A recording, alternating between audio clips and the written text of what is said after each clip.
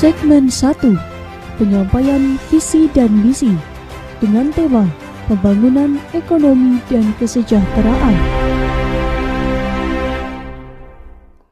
Baik, kita langsung saja pada segmen 1 ini. Seperti biasanya pada segmen 1 adalah penyampaian visi misi dan program. Sesuai kesepakatan dimulai dulu paslon 1. Durasinya masing-masing 3 menit. Baik, silakan berdiri. Silakan berdiri semuanya, boleh? Langsung semuanya berdiri. Mulai dari paslon 1, penyampaian visi misi durasi 3 menit dimulai saat berbicara. Silakan. Boleh dibuka dulu, Pak? Boleh. Nanti dipasang lagi, Pak.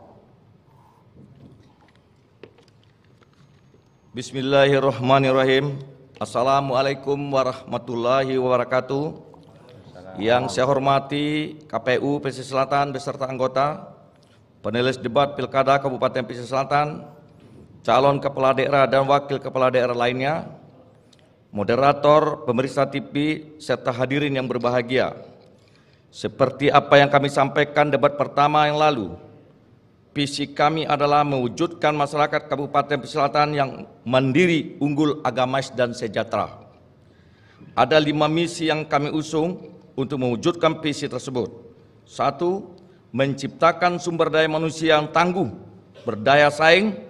Adapun upaya-upaya yang akan kami lakukan adalah melakukan pencegahan dan penanganan kasus stunting, melakukan pelatihan dan penempatan tenaga kerja dalam dan luar negeri, memberikan kesempatan pendidikan yang lebih luas sampai pendidikan perguruan tinggi dengan beasiswa S1, S2, dan S3, memberikan jaminan pelayanan kesehatan yang baik di tingkat puskesmas dan rumah sakit, menciptakan kemandirian ekonomi daerah dengan nilai tambah community.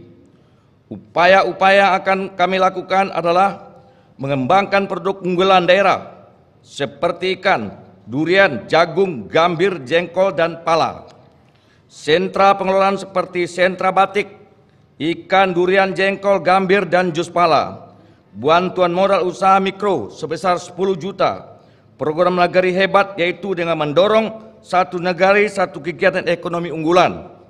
Pengembangan dunia pariwisata yang mendorong 50 negari memiliki lokal di negari masing-masing. Mengembangkan wisata minat khusus sebagai salah satu antisipasi pengembangan pariwisata di masa pandemik. Memperdayakan ekonomi dan memberikan peluang usaha atau pekerjaan bagi masyarakat miskin. Meningkatkan penguasaan teknologi dan informasi bagi pelaku usaha dalam rangka pemasok produk. Melelang hebat untuk ekonomi kreatif. Meningkatkan, yang ketiga, meningkatkan infrastruktur pembangunan berkelanjutan. Upaya-upaya yang akan kami lakukan adalah pembangunan jalan dan jembatan menuju pusat kegiatan ekonomi daerah, pembangunan infrastruktur melalui pemberdayaan padat karya, pembangunan irigasi, revitalisasi pembangunan pasar, pemenuhan kebutuhan sarana prasarana dasar masyarakat, RTLH, sanitasi, air bersih, dan listrik, reformasi birokrasi dan aparatur yang melayani, pembangunan mal pelayanan, baik kemudahan investasi ekonomi berkembang langkah. Ya, dapat kita informasikan, ketika waktu habis otomatis mic-nya tidak lagi aktif. Kita berikan dulu tepuk tangan untuk paslon 1. Ya, selanjutnya untuk paslon 2, waktunya juga 3 menit dimulai saat berbicara. Silakan. Terima kasih, moderator, para pemirsa yang ada di rumah. Pada kesempatan ini kami berdua akan menyampaikan visi misi kami, insya Allah untuk tahun 2021-2024. Visi yang kami usung itu adalah mewujudkan masyarakat pesisir selatan yang cerdas, yang sejahtera, dan yang berakhlak. Untuk hal itu, banyak yang harus kita benahi dalam mewujudkan visi dan misi itu. Yang pertama sekali, tentang pembangunannya. Ke depan, pembangunan yang akan kita kerjakan untuk mewujudkan visi dan misi itu tidak bertopang kepada salah satu sisi pembangunan saja, yaitu pembangunan fisik. Tetapi kita akan menseimbangkan bahwa pembangunan ke depan itu adalah pembangunan fisik tetapi berbasis kepada sumber daya manusianya. Untuk itu, kita tidak pernah mengingkari bahwa secara kedaerahan, indeks pembangunan manusia dalam 4 tahun terakhir di pesisir selatan itu memang ada peningkatan. Tetapi kita tahu bahwa peningkatan itu tidaklah signifikan, tetapi masih berada di bawah rata-rata indeks pembangunan manusia Provinsi Sumatera Barat. Dan lebih ironisnya lagi, barangkali kondisi indeks pembangunan manusia pesisir selatan hanya sedikit saja di atas Mentawai. Nah, hal-hal yang seperti inilah nanti akan kita fokuskan untuk pembangunan sumber daya manusia ke depan. Selanjutnya, nanti juga kita akan berbenah dalam persoalan-persoalan keekonomian. Karena kita tahu bahwa pertumbuhan ekonomi di pesisir selatan 4 tahun terakhir menunjukkan grafik penurunan dari 5,81 anjlok ke titik 4,80. Nah, untuk hal-hal inilah kami nanti berdua dengan Rudy Haryansyah akan mencarikan solusi-solusi untuk bisa meningkatkan kesejahteraan masyarakat pesisir selatan. Adapun langkah-langkah yang akan kami ambil ke depan nantinya adalah untuk membenahi semua infrastruktur dasar, termasuk persoalan jalan yang saat ini kurang lebih 880 km yang dalam keadaan rusak berat. Itu akan berpengaruh terhadap aktivitas kelancaran ekonomi. Karena bagaimanapun juga, jalan merupakan mobilitas barang dan jasa dan bisa melahirkan kos ekonomi tinggi kalau ini tidak kita benahi secara sungguh-sungguh.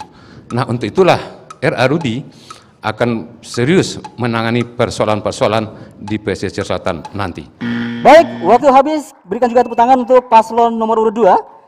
Waktu yang sama juga 3 menit kepada paslon 3 untuk menyampaikan visi misi. Silakan dimulai saat berbicara. Bismillahirrahmanirrahim. Assalamualaikum warahmatullahi wabarakatuh.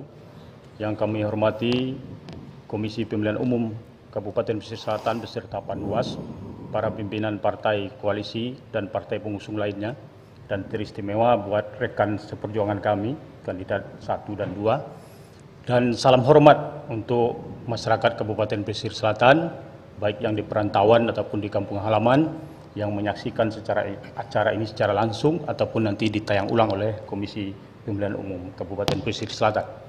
Kami berdua, saya Dedi Rahmanto Putra dan Pak Arpiano Prajab, mempunyai visi untuk menjadikan Kabupaten Pesisir Selatan maju, merata, dan sejahtera melalui beberapa misi. Misi kami ada 5. Pertama, meningkatkan kualitas pembangunan sumber daya manusia melalui peningkatan kualitas dan kuantitas pendidikan formal dan pendidikan non-formal. 2, meningkatkan pembangunan infrastruktur di segala bidang yang berbasis ilmu pengetahuan dan teknologi. 3, melaksanakan pembangunan yang merata berdasarkan kebutuhan. 4, meningkatkan kualitas pemberdayaan masyarakat tani, nelayan, pedagang, dan pelaku UMKM dan pariwisata. Yang kelima, memberikan pelayanan publik kesehatan keagamaan yang profesional dan terjangkau. Nah, untuk itu ada 7 alasan yang akan kami sampaikan kenapa kami layak untuk dipilih. Pertama, secara internal terhadap diri kami menyatakan mendapat dukungan yang bagus dari pemerintah pusat, terbukti dengan koalisi yang ada dalam partai kami, insya Allah memiliki jaringan sampai ke pusat. Karena membangun PSL tidak bisa dengan sendiri tanpa dari program dari pemerintah pusat. Kedua, kami bersih. Yang ketiga, kami berkomitmen terhadap kualitas pendidikan masyarakat. Keempat, berkomitmen terhadap peningkatan infrastruktur. Yang kelima, yang ini yang menarik, terhadap UMKM, kami berencana mendirikan Bank Perkreditan Rakyat yang akan kami dirikan insya Allah di semua kecamatan. Yang keenam, kami berkomitmen terhadap peningkatan penyediaan bantuan sosial. Karena dalam masa pandemi ini, semua ekonomi masyarakat kita terdampak dan butuh sekali santunan dan bantuan dukungan dari pemerintah. Yang ketujuh, kami berkomitmen untuk menempatkan ASN berdasarkan kompetensinya, tidak berdasarkan kedekatan politik atau kedekatan asal daerah dan kecamatan. Dan untuk itu, pembangunan pesisir selatan ini harus dinikmati merata di seluruh kecamatan yang ada. Jangan ada lagi satu daerah yang lebih maju sementara daerah lain yang tertinggal. Ini menimbulkan suatu perasaan ketidakadilan dan itulah yang menyebabkan pembangunan kita menjadi pembangunan yang tidak merata. Pertumbuhan penting, pemerataan jauh lebih penting. Terima kasih. Assalamualaikum warahmatullahi wabarakatuh. Baik, terima kasih. Kita berikan aplaus untuk paslon 3. Baik, hadirin pemirsa dan juga netizen, kita akan menuju ke segmen 2 yang tentunya tidak kalah serunya. Tetaplah dalam debat publik putaran kedua setelah pesan-pesan berikut ini.